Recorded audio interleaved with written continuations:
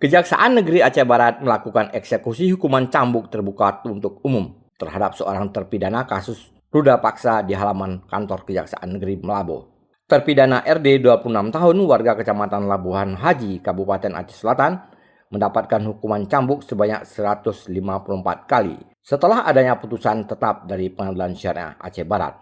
Terpidana terbukti melakukan jarima pemerkosaan dan melanggar pasal 46 Kanun Aceh nomor 6 tahun 2014 tentang hukum jinayat. Selain mendapatkan hukuman cambuk sebanyak 154 kali, terdakwa juga sudah menjalani masa tahanan selama 298 hari atau setara dengan 11 kali cambukan. Putusan dari Mahkamah Syariah yaitu di dakwaan subsidiar yaitu cabul pasal 46 penjara 45 bulan dan hukumannya yaitu cambuk selama 165 kali. Satu kali cambuk itu kalau menggantikan dengan penjara yaitu 1 bulan.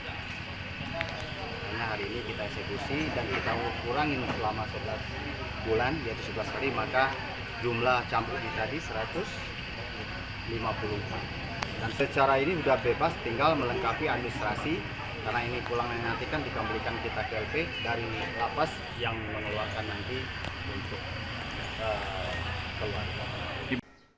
Sementara itu, terpidana ini sudah dinyatakan bebas setelah menjalani hukuman cambuk dan akan diserahkan kepada pihak lapas Melabo untuk dilengkapi administrasi pembebasannya.